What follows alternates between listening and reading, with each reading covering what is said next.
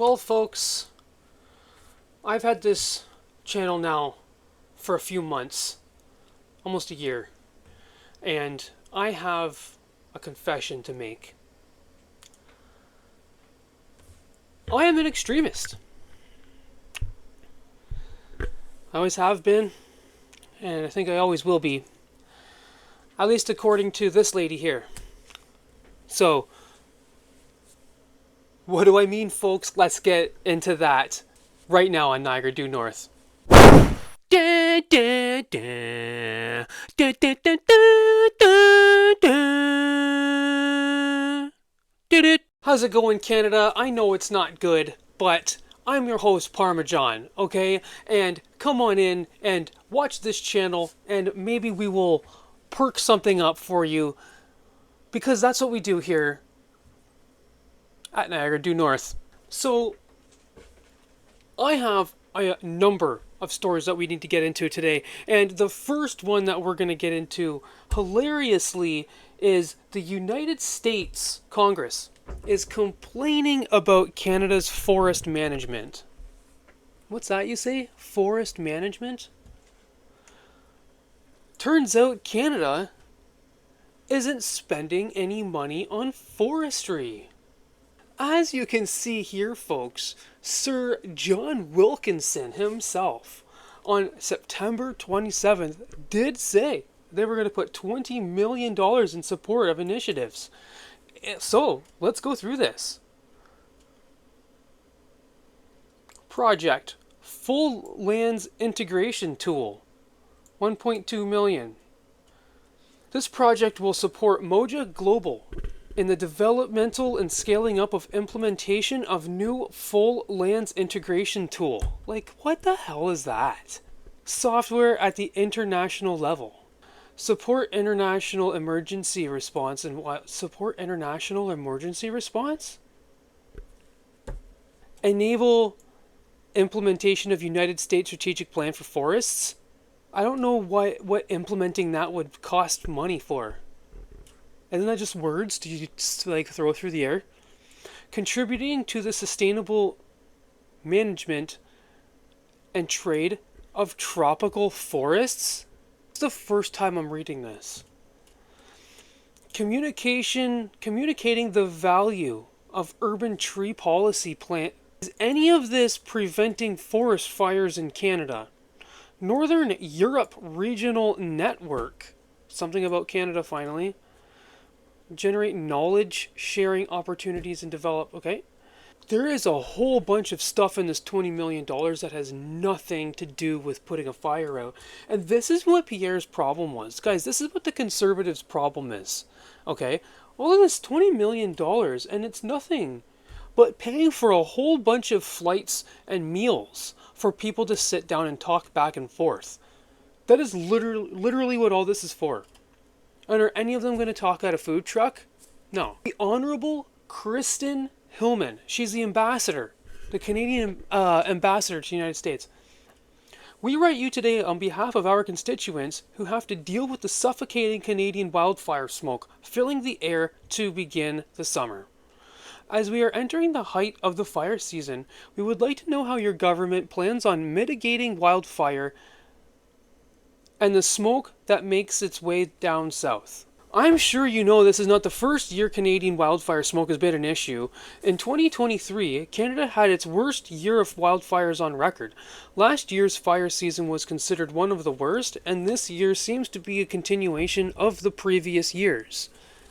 While we know a key driver of the issue has been a lack of active forest management, we've also seen things like arson as another way multiple large wildfires have ignited in Canada, which is true.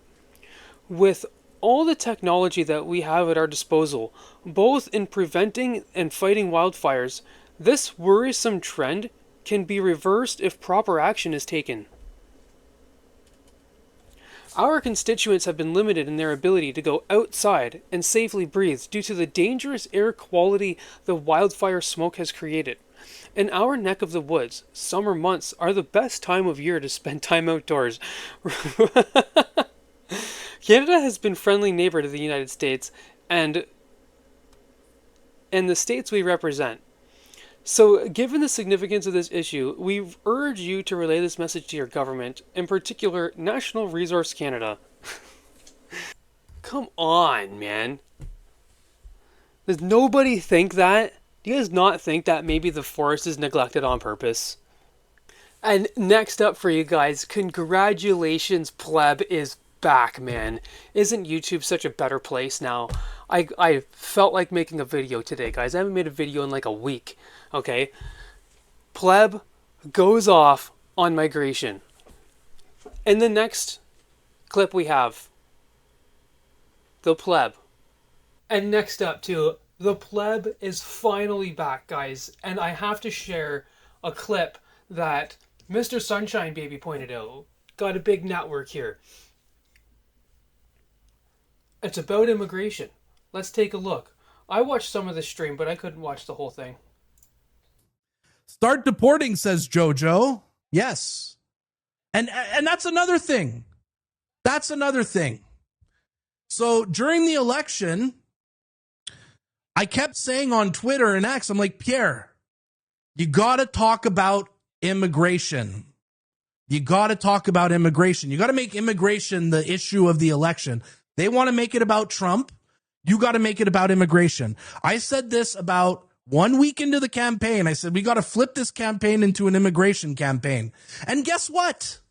Guess what?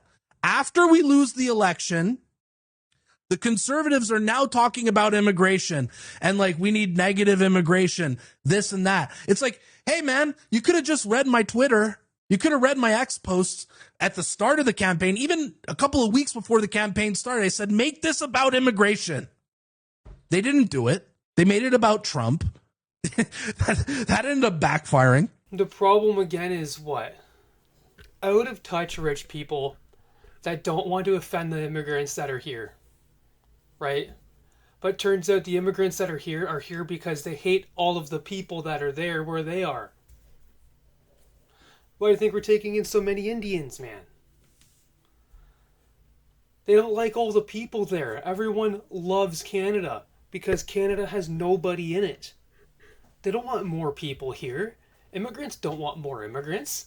That's funny. They just want their family. That's the funny thing of it. And they can't understand that because they're from they're out of touch government. Even the conservatives. And now the conservatives are trying to pivot right now into the topic of immigration. That's what we should have been talking about during the election. Everyone's always too afraid to be racist. That's the environment that we live in today. The staff sergeant for the RCMP thinks that traditional values are extremist. And we will see that in a moment. Literally. There's no metaphor here. Candace Malcolm from Juno News pointed out, said, Dear CBC, Sergeant Habel, Sergeant Habel, you are the extremist. Signed, a Canadian with traditional values. I definitely got some of those myself. I miss my grandma. Now, listen to what this person says. This is how in trouble Canada is. These are the people that need to get weeded out. And comment down below. Is staying rooted, is that not the opposite of extreme? Is the extreme not trying to change like what's rooted? I just feel like, progressivism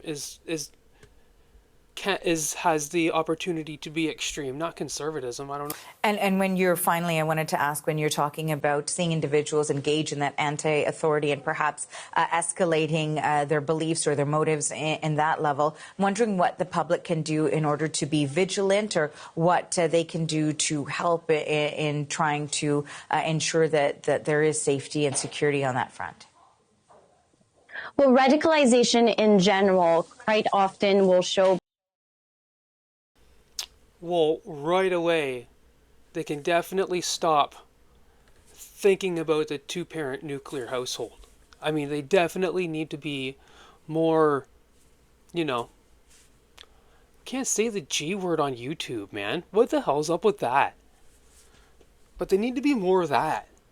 because that's the only acceptable way. By people isolating themselves and changing their behavior, like changing what they're saying on a subject, like becoming more extremist. Like, and if someone you know was very believed in equal gender rights, but all of a sudden are leaning towards like traditional values, and that might be a sign that they're becoming more extremist. But we also have to remember. So if someone you know starts waking up, and by golly, if they even find Jesus, that's extreme. We cannot have people. That's probably what they're trying to prevent. That's probably what they're trying to prevent, man. That's the extremist values. That is the extremist values that they're trying to prevent right there, guys. We solved it. We solved the crime here on Niagara due North. That having the most extremist views is perfectly legal in Canada, and that it's only acting with violence to prove that view that becomes a criminal offense. Well, thank you so much for offering some clarity here. We appreciate your time. I am so extreme, okay? I used to go to my grandma's every weekend, like, of my life. My uncle bought a crappy, like, Jeep for, like, $15. And my dad and him ended up fixing it up for, like, the next, like, 3 years or something like that. It was just a car that was always broken. But we played cards and ate food every weekend for, like, damn, 20 years of my life. Are you that extreme? I don't think anybody is as extreme as that. That's why here at Niagara due North, that's all we do is extreme. Guys, did you like what you heard today? Please consider subscribing below. Okay? And hit that like button too while you're at it. I would like some growth here. I would just like some growth here at Niagara due North. Plus, my name is Parmesan.